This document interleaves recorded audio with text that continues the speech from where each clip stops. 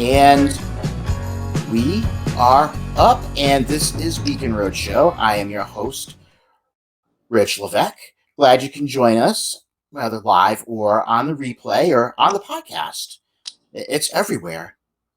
And today it is my honor to introduce the amazing Eliza Rush, singer-songwriter extraordinaire. And we're going to get into, in a second, but let me just, at first, like I always do, just want to remind you that you're doing the best you can today with what you have to work with, whether it feels like it or not. You are enough and you matter. Please take extra special care of yourself today and every day. On Beacon Roadshow, everything is intended to come back to this message and to wrap around this message because ultimately, we're all doing our best to be our best and to be seen and heard, both by ourselves and by the world around us. The goal for this show is to honor that by speaking of how that works for us and how it can look. We'll share stories of how we're navigating that journey. We'll also talk about skills and tools that are available to help us along in our own journeys. And that's the thing. There's no one way for anything. We each have to find what works for us in our own ways and on our own terms. Like all things, treat this like a buffet table. Remember when we used to have those? Take what clicks, leave the rest. However you come about finding this little corner of the world, and in whatever way you use it, it's an honor to have you here. And let me tell you about Eliza Rush. Amazing singer-songwriter Eliza Rush is here, and I'm very excited about this. Classically trained and steeped in the rich musical culture of Canada, Eliza Rush is no stranger to performing, but is a relative newcomer to the acoustic scene in the Lehigh Valley of Pennsylvania. Pulling from all styles of music, she is a finder and interpreter of songs that beg to be shared. Her hauntingly beautiful and evocative voice paints landscapes and songs. Reminiscent of Annie Haslam, Eliza takes a pop song or an old standard and makes it all her own. A blossoming songwriter, she will sprinkle in her originals while adeptly performing as an acoustic band, duo, or solo artist. When you see her perform, her voice and presence will pull you in. Glad to have you, my friend. So happy to be here. Absolutely. I just want to, throw in because I have to mention, I got to be a roadie for Eliza once. I hope you mention it more than once, so like anyone joining later gets to hear it too. Okay. Absolutely. I was honored to be Eliza's roadie in Pennsylvania one night, and it was just really, really cool. Now, Eliza was there with her band at the time doing an open mic, and I get to go up and move things around, and when something dropped, I'd go pick it up, and it was just like the most exciting thing to me because I'd always kind of wanted to be a roadie, and that was like my opportunity. I got to be one. And my pages were falling off my music stand if I remember that night. Yeah, because I think there might have been like a circular fan going in the place you were playing. Yeah. And also, that was the first night that I played with my now bass player. That's right. That was like the first dance we did together at that open mic where he brought his bass. We had met before and spoken about playing together and working together. And that was the first time we tried it in real life, and it was pretty exciting, pretty fun. Oh, that is awesome. Yeah, so you were the first person to hear me play with Josh Skirman, my now bass player, fabulous bass player. So I was there when. You were there when. You sure were. That's a fun night. Hey, I'm looking on the chat. Hello, Elo. Good to see you. Thank you for stopping by, my friend. Hey, Elo. Yeah, because I can kind of see the I can see the comments on it. I don't know if you can see them as well. Is there? Yeah, there should be a screen on the right, and then if you click on the top where it says comments. I can't see it at the same time as looking at us. I either see us or I see the comments. I have to. Okay. No worries. All right, then I'll make extra sure to keep a track on it as we go along. Yeah. So, I heard a rumor there might be, some music involved in. There will be some, and you know what? Mike just walked in the door, so I don't know. I can start and However, it needs to go. Yeah, we can keep it I'll do going. it. How about I do one? How about I do one for you now, Okay, and then maybe at the end we can do two, if you don't object to that. I will not object. Okay. Yeah, I have to just turn myself around here. Do the hokey pokey and sorry. I'm really nervous as It's all right. You're among friends here. and I made an egregious error. I don't have the strap on my guitar. Can you like talk for a minute while I run and get that? Yeah, no worries. What I'll do is I'm going to throw up Eliza's information. Her website is elizarushmusic.com, and also on the book, on the gram, and on the YouTube, all of which are at Eliza Rush Music. And now, of course, it wouldn't be a good podcast if I didn't, promote myself as well.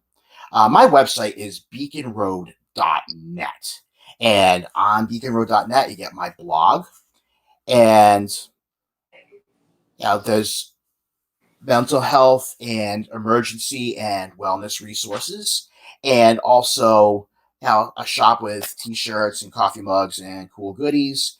And I can be, seen Beacon Road on Instagram and at Beacon Road, the number 10 on the Twitters and on the Facebook. And looks like Eliza is almost ready. Almost ready. Almost ready. Question is, when I do this in the microphone, are we good still for sound? I think we're okay.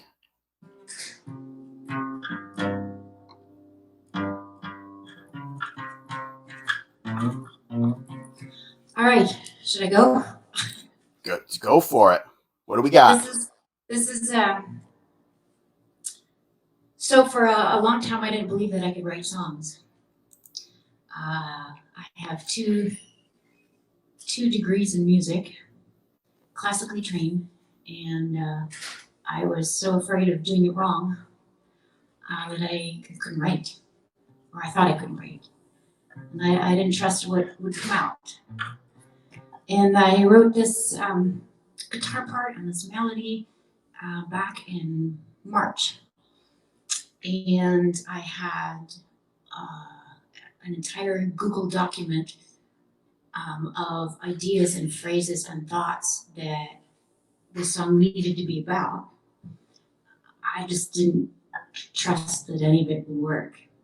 And it took a 3-hour video call with a really good friend of mine who has written a plethora of songs. He's quite the songwriter himself. And he sat with me on a video chat on Messenger, and he kind of had his own ideas of where the song was going to go until I started actually. He's like, "Wait, you have ideas?" I'm like, "Yeah, I do." And I started reading him lines and phrases. He was like, "Good God, woman, this song is here. It's like it's right in front of you. Like, what the heck?" And he just kind of, I don't know, pulled it out. It was already there, but helped put it together. So I ended up with this song. It's called "Daughter of the Sun." And that's actually one of my favorites. And the friend who helped me write it, his name is Andrew Gunn. He's a very prolific songwriter, singer-songwriter. Check him out.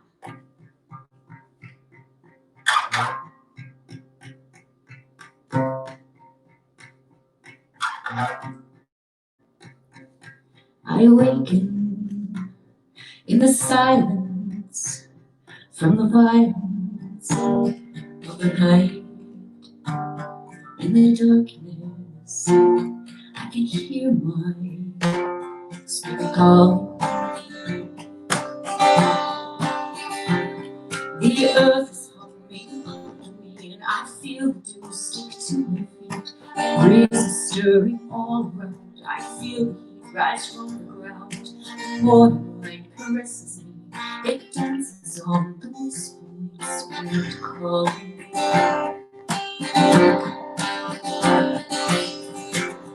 I hear the cry of my heart, a song of healing, a song of love, a breathing.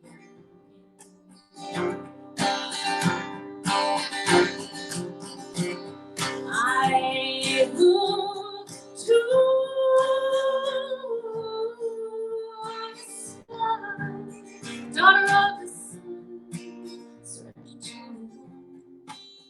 and I am free.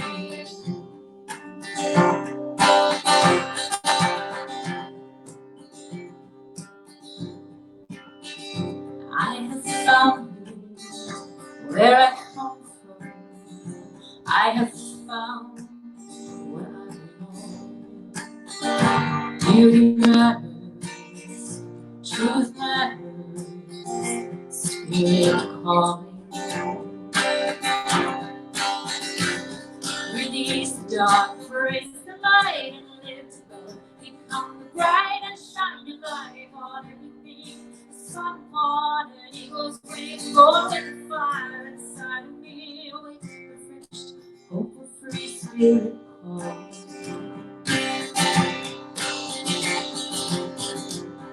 I hear the cry of my heart, a song of healing, a song of love,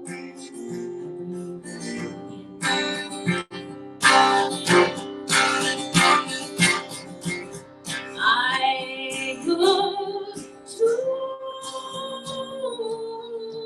the sky, daughter of the sun, surrender to the one, and I am free.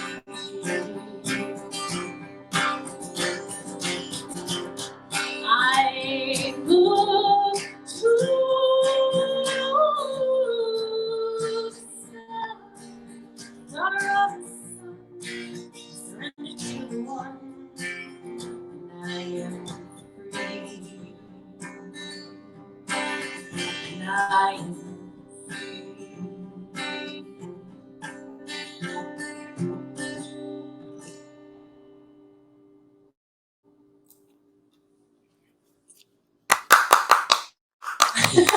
Thank you, Rich. That was wonderful, as I knew it would be. And I'm sitting here over here, I'm just like all fanboying and Fanboying, huh? yeah, totally fanboying. Yeah, the only thing I really feel like I'm missing is a lighter. One of those things I didn't completely think through when I quit smoking.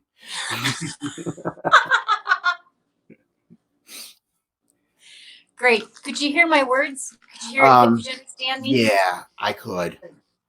Um, and let's talk about how you really got to just chasing your passion. I know you've got a lot of history as a classically trained singer. You've done opera and a lot of I love to hear a little bit more about the journey. I mean, I know some of it, but for folks at home listening and watching, because it's a pretty amazing story. Well, I'm glad you think so. So yeah, like you said, I started out. I just always remember singing. I actually my dad still probably has cassette tapes somewhere of me at age 5 recording myself singing. Like I'd press recording and be like, "Hi, my name is Eliza, and I'm 3, and this is my sister Andrea, and she or 5, and she's 2, and we're going to sing blah." And so singing was like always a thing, and I decided to pursue music in after high school and university. Um, and I grew up in Canada, and actually, really, my dream was to be a concert pianist. Piano was my first love, and I had an injury to my wrist when I was 17, and I couldn't use my hand for an entire year. So when it came around for like college music auditions, like I couldn't. I hadn't been playing for a year. So I thought, well, maybe someone will let me in on voice. I'd never studied voice formally at this point in time. Maybe someone will let me in, and then, you know, in a year or two, I could switch back to piano. And so I did. I got into Queen's University in Kingston, Ontario as a voice major, and started studying voice and like absolutely fell in love with it, you know. I mean, I had been singing all up until that time, but never formally trained in any way. So that sort of was the beginning of my formal voice training. And I did that and I loved it. And after that, I actually started teaching.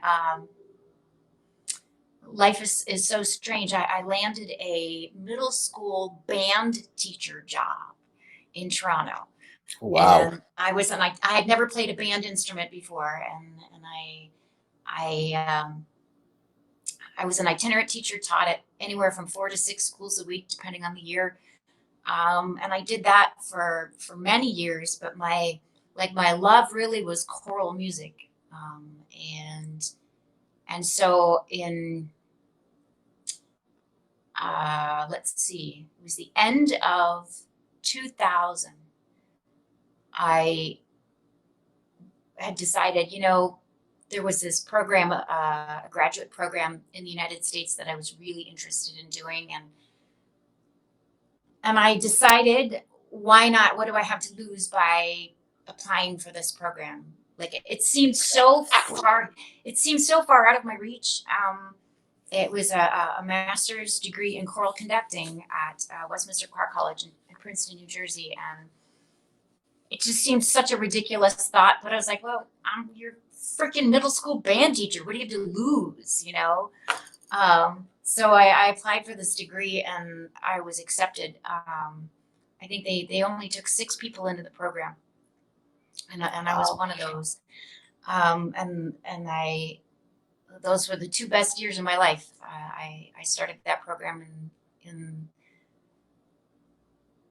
the fall of 2001. And yeah, so it was amazing, life-changing. The people that I met, the experiences that I had, you know, the stuff that I got to do there was just mind-blowing, and I'm so grateful for those experiences. And then, you know, life, you know, came along, and I got married, and I had 2 kids, and I wasn't really doing much of anything except trying to survive. My kids And that are, happens to a lot of us. That's just kind of the nature of, you know, life kind of just takes over, and that's, you know, it's natural to kind of get into that mindset. well, and that my kids are real close in age, 17 months apart. And so it was just, and at the time, you know, their daddy, he traveled for a living. So I was alone a lot of the time, and I was in a country where I had no family and no help. And, you know, so I just kind of forgot all about the things that made me me, and all the things that I love to do. I had to put them aside for a period of time. And then, gosh, I don't remember what year it was that I started waking up. It was when I met you all. What year was that? Heck. I want to say it was 2017, because The fall, we'd known right? each other about a year when we all went to LA. So that was 2 years ago. Were you there the first time in September? No, I had come to the big one at the Dolby the next in June summer. of 2018. Okay, so it was September of 2017 for me. That's when things started changing for me, and I went out to LA then, and I was at this, you know, conference, and I remember saying to somebody, you know, I thought I was, you know, I thought I had my shit all together, and I remember saying at the time, you know, oh, if my husband at the time, he is my biggest hurdle, you know, if only, you know, whatever that thought was. And this person that I had literally just met, we were standing in a lunch line, turned around and poked me in the shoulder, looked me in the eye, and he said, "You are your biggest hurdle." And I remember thinking, okay, maybe, I'm not sure how I feel about that, but that kind of stuck with me. And I had what I realized over that weekend was that I had a great deal of difficulty expressing my needs and my wants, and that goes back to this, putting all of you aside to take care of everybody else. I stopped nurturing the things that were taking care of me, and that all started to reveal itself over the course of that weekend to me. And it was classic. I was called on to do an activity where I was to speak about the things that I really wanted as if they had already happened, and I refused to do it. I refused to let the words come out of my mouth because my brain was telling me, who are you to think that you could have any of those things?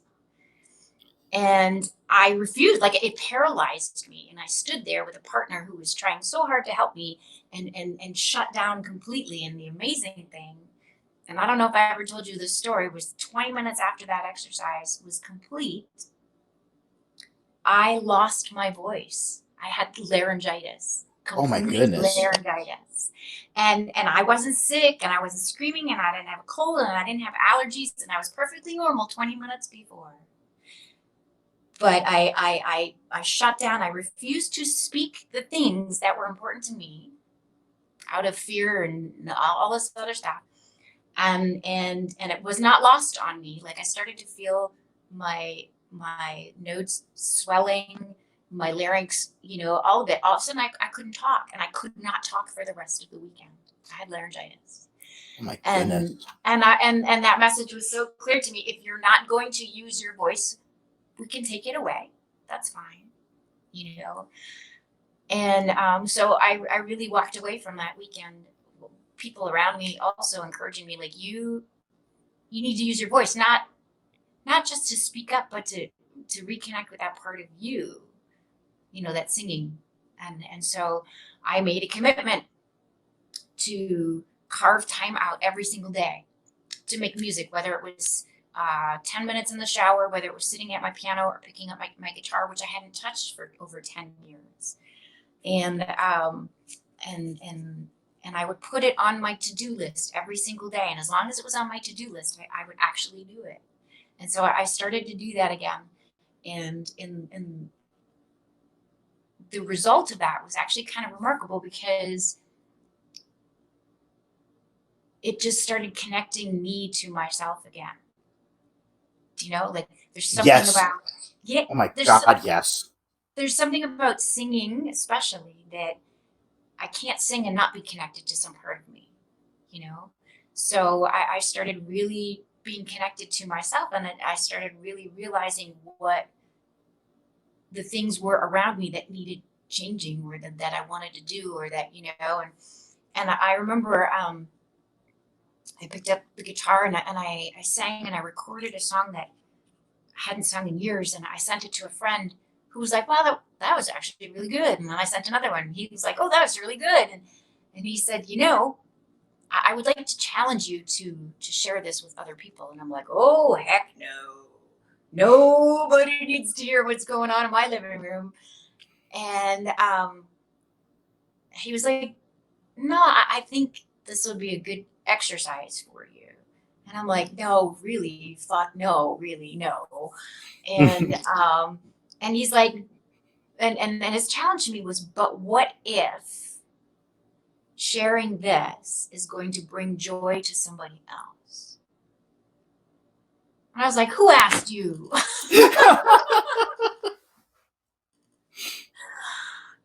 And so I was like, okay, I can't argue with that, so I recorded that first song, and I posted it on Facebook for all my friends to see. And the response was completely overwhelming. I had people on there, friends who had known me for 20 years, that didn't know that I sang. how could you not know that I sing? Like in my brain, I'm thinking that's such a big piece of me. How could you not? And then I realized because I haven't been doing it, so Out of sight, out of mind.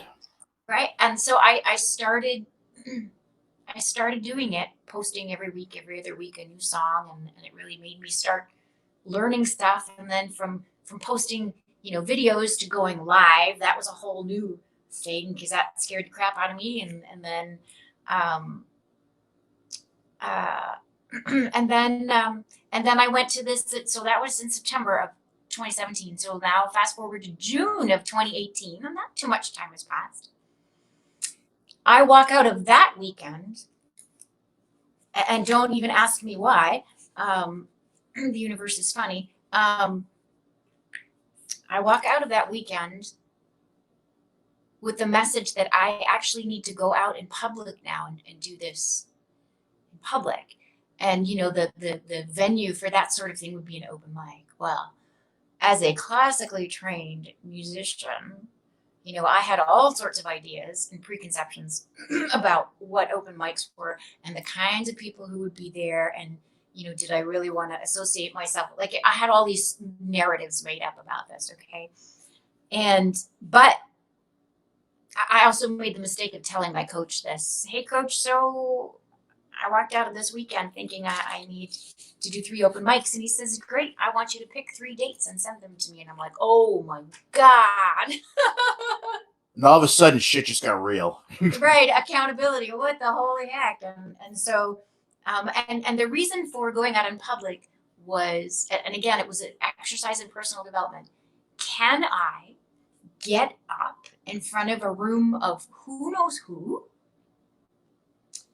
And no matter what happens, no matter what comes out of me, and no matter what they think, can I be okay with being seen and being heard?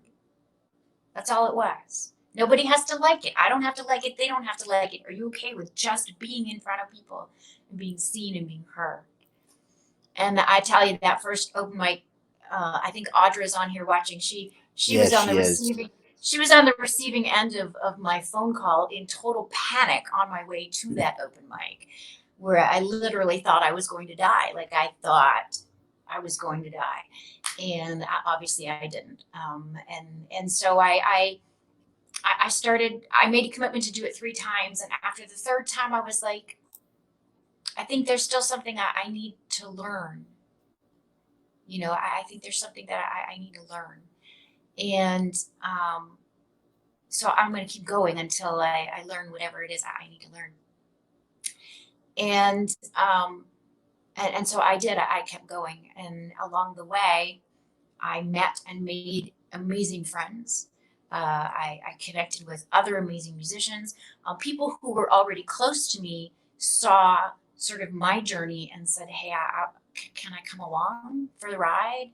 And so I now, people pay me to go out and do this, which is pretty cool. Elo, I just saw part of your comment. Trista was talking, and I don't remember when it was, but Trista definitely was suggesting she wanted to create a venue that was like a coffee house kind of venue or something with the theater in it. So people like me and other people she knew. Oh my goodness, I remember this. And you remember that. That was the Yes. first. That was the first time, and I thought she was great. I was like, yeah, whatever. Like you're ever gonna get me in front of a person, So she did plant that seed in my mind, Elo. Absolutely. But anyway, so here we are. Now, it was just a little over a year ago that I had my first paid gig, and it's fun. Like it's just the journey from even then to now is crazy too. What I think I'm capable of, what I believe I'm capable of. When I first started, I didn't really feel like I belonged in this scene at all. I have excuses for every step of the way, Rich. I have excuses for every step of the way. I finally someone wants to pay me to do the job, and I'm like, oh no, I can't do this job. I'm gonna suck at this job. Like, do you know what I mean? Like at every step of the way.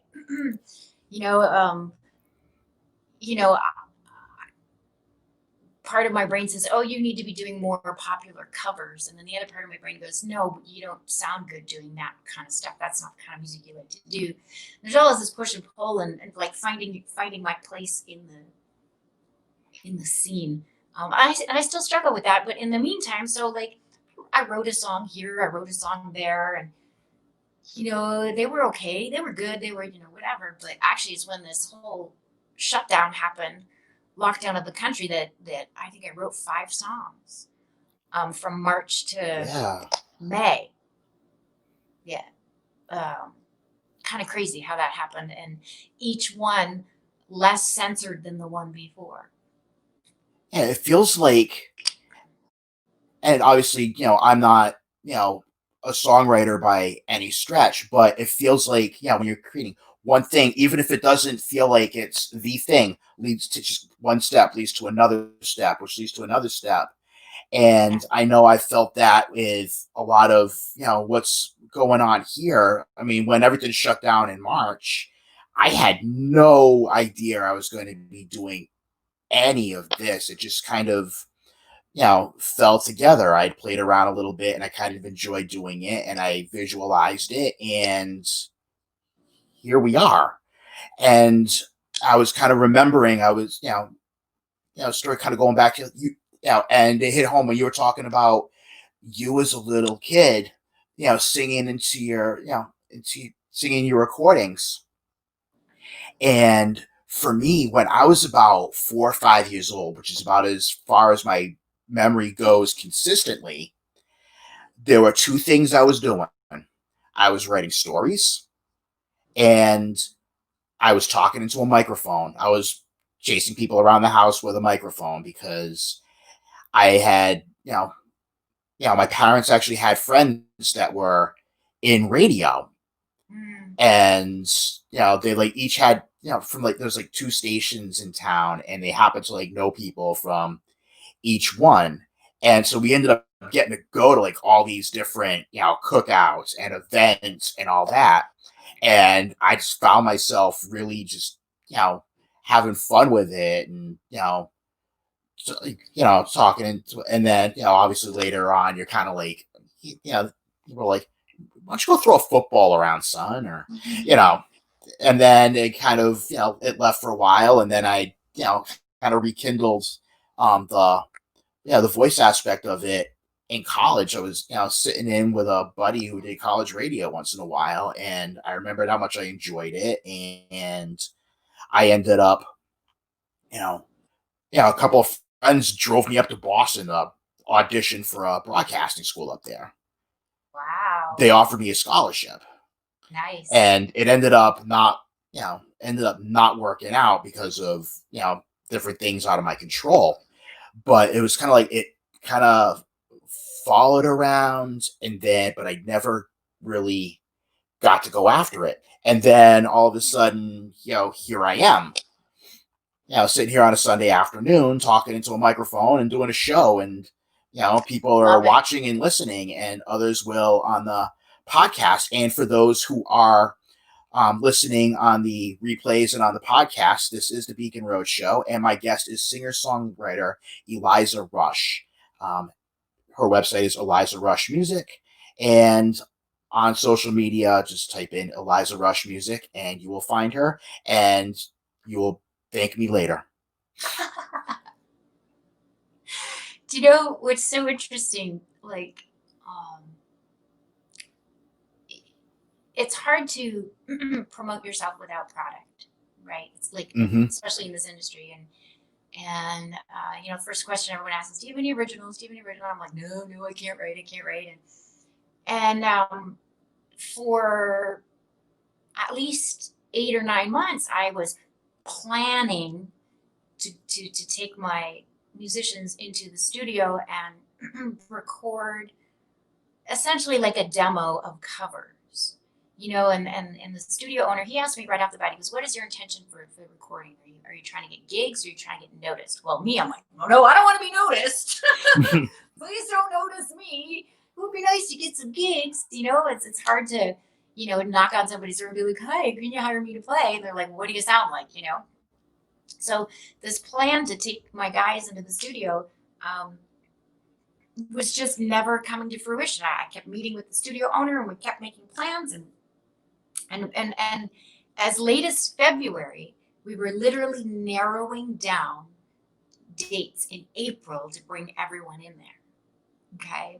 So I was just waiting on my bass player. He was the one. He plays in two other bands and I was waiting for Josh to tell me when we could do this when the whole country got locked down. Oh, yes. So let's put all that aside. And so for a while, it was actually really hard to find the motivation to even sit down and make music. Like it was so hard to not be with my people or not go out and engage with other musicians and just jam or whatever. Like it was really lonely and depressing and sad. And what's the point of making music anymore when we can't like share that? And then all of a sudden I started writing and writing like good shit, man. Like Yes. and all of a sudden, you know,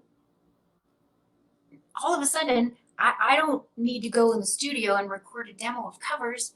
I can go in the studio and record an album of originals. You know, and I just like 3 weeks ago, maybe a month ago, I don't know the timeline anymore, not too long ago, I reached out to Wayne Becker, Westwire's recording here in Allentown, PA. I said, hey, Wayne, I'm still coming in. We're still going to do this. I said, but the project has completely changed. I want to record all originals. He was like, wow, cool. Let's set up a time to meet. And we set up a meeting 2 weeks from then. And then I sat there and went, how the hell are you going to record an album of originals? Like, where's that money going to come from? You know, recording a demo is a little bit different than recording an album. Okay. Mm-hmm. And I'm like, I don't know, but I just know that I need to go to this meeting. And the week of the meeting, my sister emailed me or WhatsApped me out of the blue. And she's like, hey, Eliza, I have that money for you. I'm like, what money for me? She's like, I have that money for you from the sale of Mom's house, which was like 8 years ago. And when that was a whole debacle, that was a family debacle. You know those, right? Family debacle. Yep.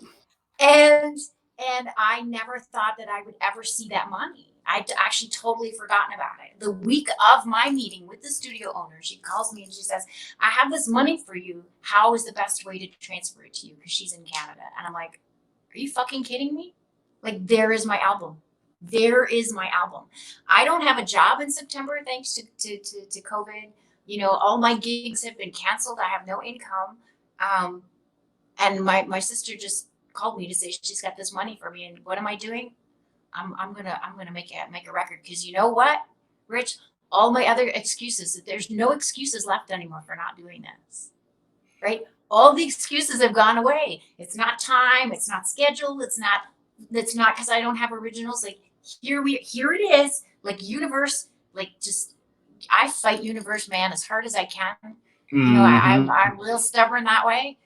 But I mean, here it is in my face. You're going to go and you're going to do this. And I went in a week ago and we started pre-production on some of the tracks, and it's making my head explode in a good way. Yeah, it's crazy how that stuff happens. I've had, a couple experiences of that myself. Right before everything happened with COVID, I was trying to plan out and trying to figure out my next steps. And this was when I was starting to get an idea with you know, doing things like a show and starting to do other work. And I kind of tried to process it out, and I figured, all right, it's going to be this X amount of money, and all right, I don't know how I'm going to make it work, so I'll do something. I don't know. I'll try some kind of I'll try a fundraiser or something like that. And then like 3 days after the fundraiser started, then COVID hit, and I'm seeing people doing fundraisers for like their rent and groceries, and I'm just like, I couldn't in good conscience be like, hey, yeah, don't give them groceries, just follow my dream. And you know, so I pulled it back, and I ended up making enough to cover some subscriptions for like my website and things like that. But I kind of kept doing work with, with the equipment I had. So for a while it was like, creativity off of my phone or doing all this other crazy stuff. But it ended up falling into place, 6 weeks later, the amount that, I was going to set up, it, landed in another, from an entirely unexpected direction. And, and it's really like all these different things just fell into place. And it's crazy. Like if you just kind of, you just kind of just go and, you know, take steps, things just like literally open up for you. It's really true. Even if you can't possibly see how with the information you have in the moment, it's crazy. Like I've really adopted a couple of sort of mindsets, and one of them is when I have the overwhelming urge to say no, I take a deep breath and I say yes. And I have learned to step back and stop trying to see 10 steps ahead. Like that used to be, if I can't see 10 steps ahead, I'm not saying, I'm not doing this. Do you know what I mean? Like I have to have control over every single little thing. And I've learned to sort of release that control and be okay with where I'm going, wherever that is, because I trust it's exactly where I'm supposed to be. So, yeah. And it's natural that, most of us, that's how we operate. We need to see what those we have an expectation, and if we can't see how it lands, we that ego, that fight or flight kicks in, and we just freak the hell out. yeah. And it's once you get past the freak out, you kind of just stay in it, stay in that, stay in the room, and all of a sudden you just, it finds you. It really does. And you know what? Being present to the moment. It doesn't matter the outcome, not being attached to an outcome, but being present to the moment, being right here. It has changed everything. And the second piece of that, which has been huge for me, is being open to receive what is coming to me, right? Because I believe everything I want is available to me. But I have to be open to receive it. It may not look like I think it should. It may not come the way I think it should, But if I am totally blocked off to receiving, and I sure was for a really long time, then I can't reap any of that. I have to believe that like it goes back to that workshop where I refused to speak what I wanted because I didn't believe I deserved to even speak those things, I can want things, I can express those things, and I can be open to receive whatever comes to me. And that's changed everything. That things all of a sudden are in front of me that I never imagined would be in front of me because I'm open to receive them. It's pretty cool. Amen to that. Right? Do you want to unpack your brush box and your combs? Okay. Sorry. I have For help. what? I have help for the next time I sing for you. Nice. Yes. And Audra's putting it spot on. That openness to receiving, it's really hard sometimes. And speaking for myself, I was wired that I had to scrape and claw and fight for everything that I had. And whatever I ended up with, I was to be happy with. And I've found, in practice, I find that the more I scrap and the more I fight, the more things fight back.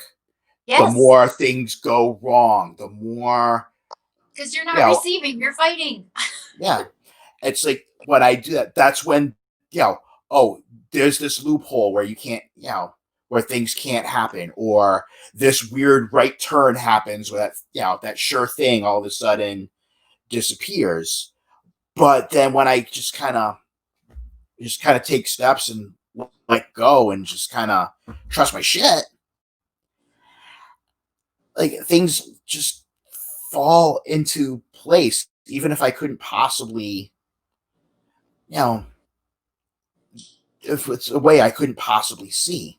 Well, that's the best. Those are the best, right? Like a Yeah. lot of times there is no path from here to what I want. There is no path. There's only trust that I'm going to get there. Yeah.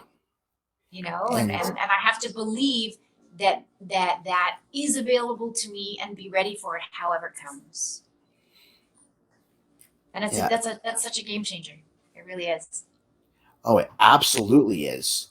And, again, Audrey nails it. We learn we don't deserve it unless we suffer terribly for it. And, it goes back to that whole, it's that Puritan mentality. And, if you're not miserable, you're not living.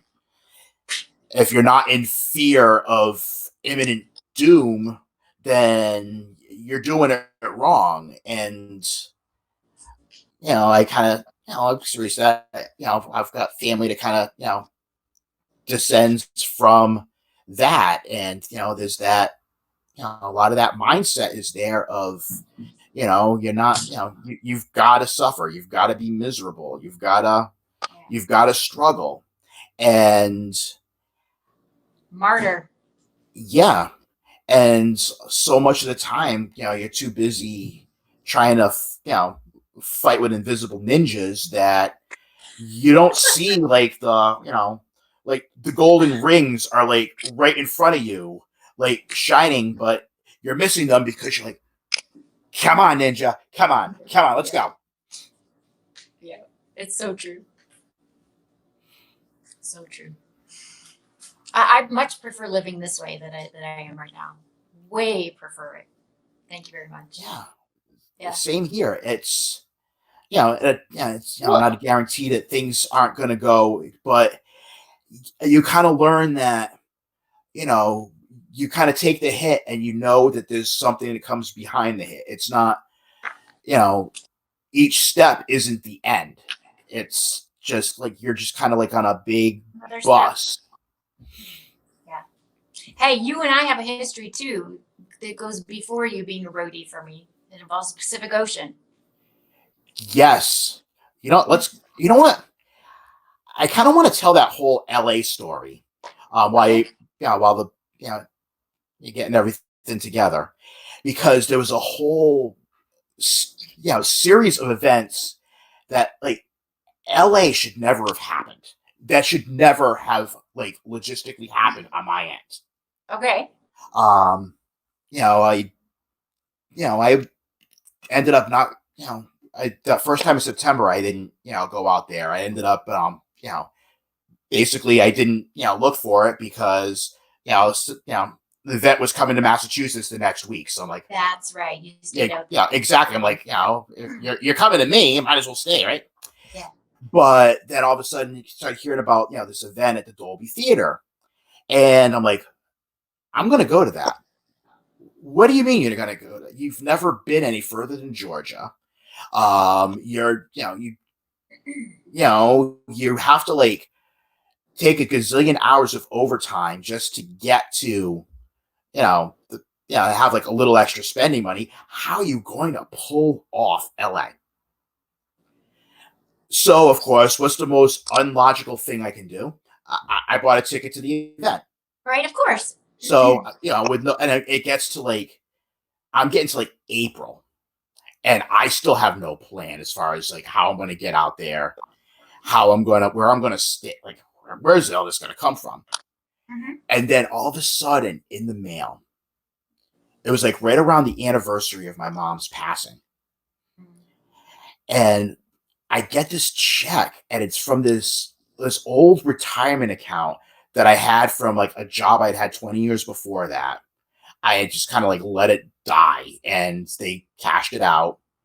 And it was like this, it was a pretty decent chunk of money. But I was like, all right, I don't know if it's enough to pull everything off, but let's take a look. And I'm sitting at work one Saturday morning, nothing's happening. I start looking at flights, and I'm starting looking from like Providence to LA, and everything's just like this crazy, like 5 steps, and I'm like, this doesn't look promising. And then all of a sudden, my gut says, let's check Boston. And then I found this round trip, like Boston to LAX, single shot, no connecting flights, 500 for the round trip. Like, What? What? I think that is exactly what I said. And I'm like, I'm going to jump on this right now before somebody realizes this is a typo. So I just bought the flight. I'm like, all right, now I got to figure out where I'm going to stay. Right. And then I find this Airbnb, like literally like a block away, not even a block. It was like across the street from the Dolby. Yeah. And I paid like $50 a night. So I'm like, Stop. all right then. Was it like the hostel one? Like with the Yeah, and Yeah. it was like like literally like right there, and like I could just like get up and like cut across a parking lot, and I was there. I remember seeing because I was looking for Airbnbs there too. I remember seeing that one. Yeah. And it was crazy. I ended up like there was a few people that I had known, and then I ended up like making like all kinds of friends in the like I met a musician from Atlanta, and all these other people, and it was just this great experience. And now we got to get to the Pacific Ocean. Yes. After the event. After the event.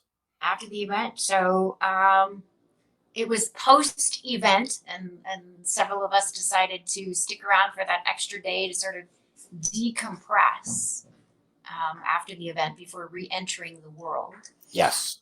And we went to Venice Beach, and my friend Dave knew guys down there at the beach who taught surfing lessons. And surfing was certainly not on my bucket list. It was not something I would ever consider. Like, I mean, I can barely stand up in the water, like let alone on a surfboard. So, but I was in this place in my mind of, well, when will you have this opportunity again? This opportunity is here. No, you didn't go looking for it, but it's right here. So, oh my God, I have to try this. I'd be stupid not to, And I went around like asking everyone on the beach in our group, are you gonna come? Because they offered a lesson, the wetsuit, the equipment, like everything, and it was really cheap. It was less than $100. Yeah. Right. And everyone was like, no, and I'm like, my brain was like, I can't do this by myself. And I was like, I kept trying, and Dave finally said, he goes, you want me to go? I'll go with you. And I'm like, yeah, okay. And then he came to you. He was the one who cornered you and was like, okay, Richie, come on. Like, come on. And the thing is, when it comes to that, like I was in a similar, like for me, swimming, like I love being by the ocean. Yeah. I don't like for me, swimming is a thing I do to not die. That's pretty much that's just kind of how it goes. But all of a sudden, like, and if you ask me now, if like, want to go surfing? No, I'm good. But in that moment, there was just something about that. Like Dave comes up to me, he's just like, yeah, let's just go surfing. And I'm just like, yeah, let's go. And, I get out there and like, I'm botching the freaking, like all of a sudden, that's when the ego started kicking in when we're like doing the lesson on the sand. And I could not get this, like I couldn't get the steps right to save my life. It just like, and I was just getting so aggravated, and I'm just like, all right, let's go. Let's just do it.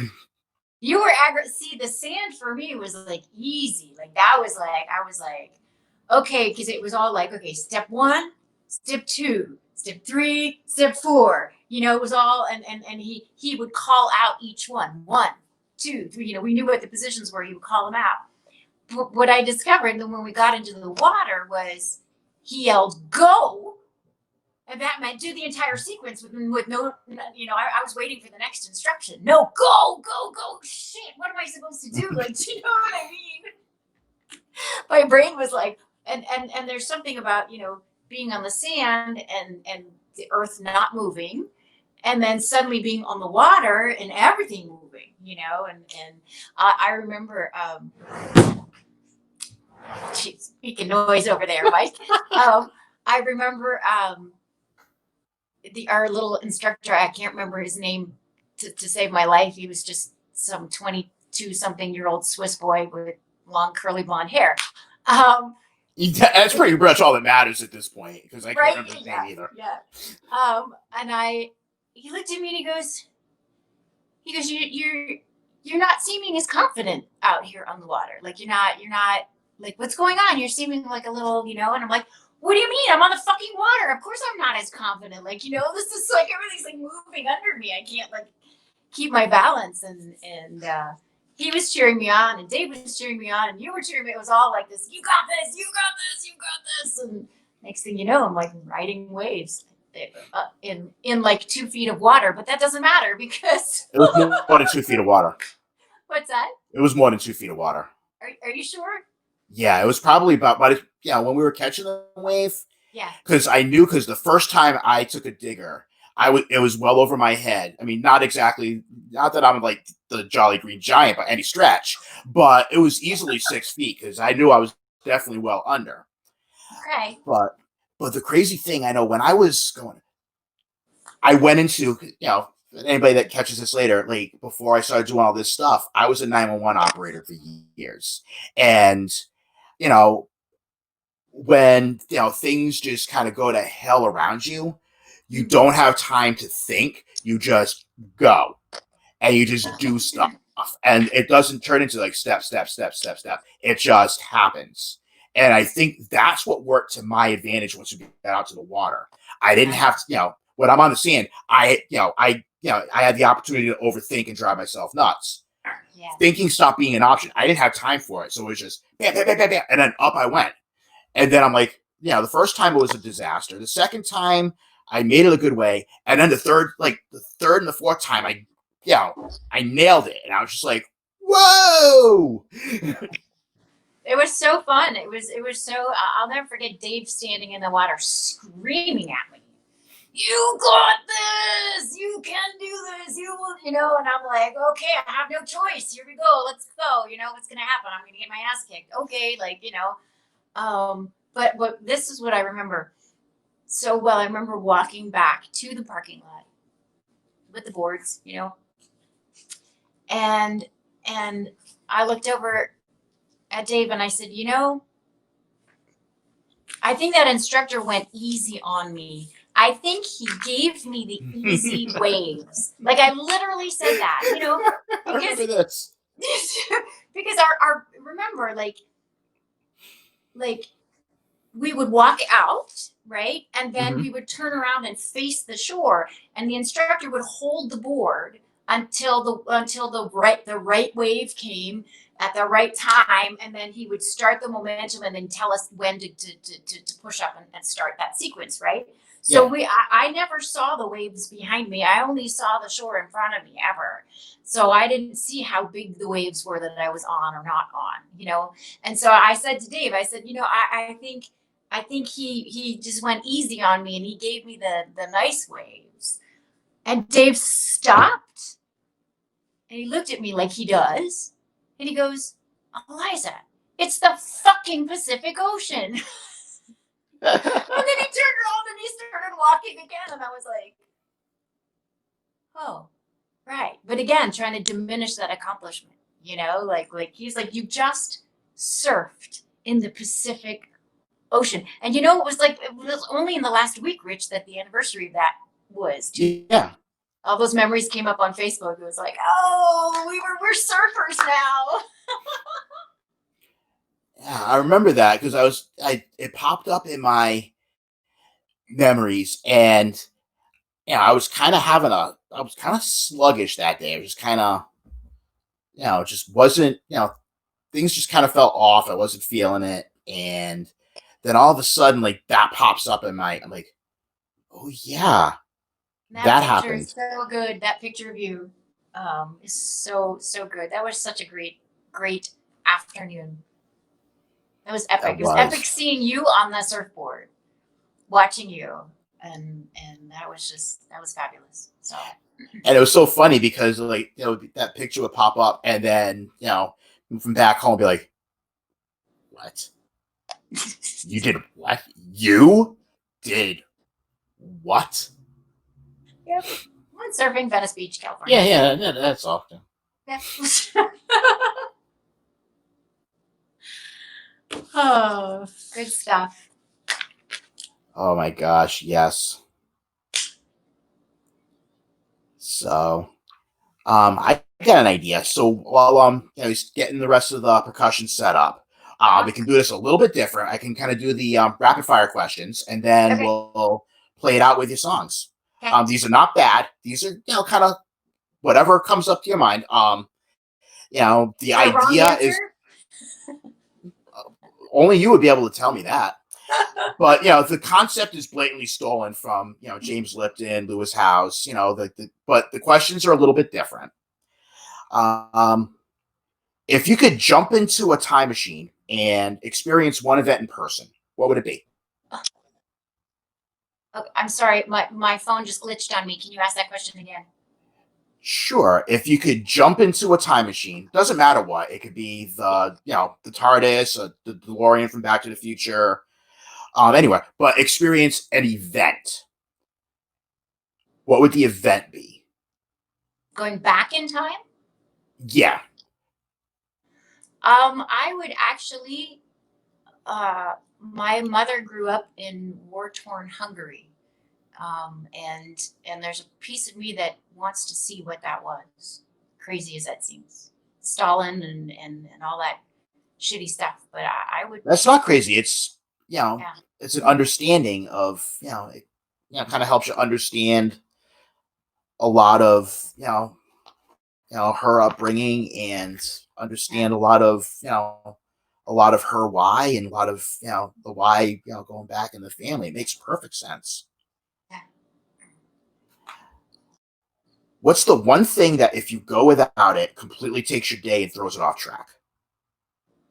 If I go without it, Mm-hmm. hmm, if I go without eating, That's a good one. Mine's coffee. If I don't have coffee first thing in the morning, it's not pretty. I will ignore the eating sometimes, and I'll be at the end of the day and be like, "Ooh, that was not really a good idea. You should have eaten something." I get busy. Um, a drive-through that's still hard to pass up. It could be a beverage place, a coffee place, fast food. Dunkin' Donuts.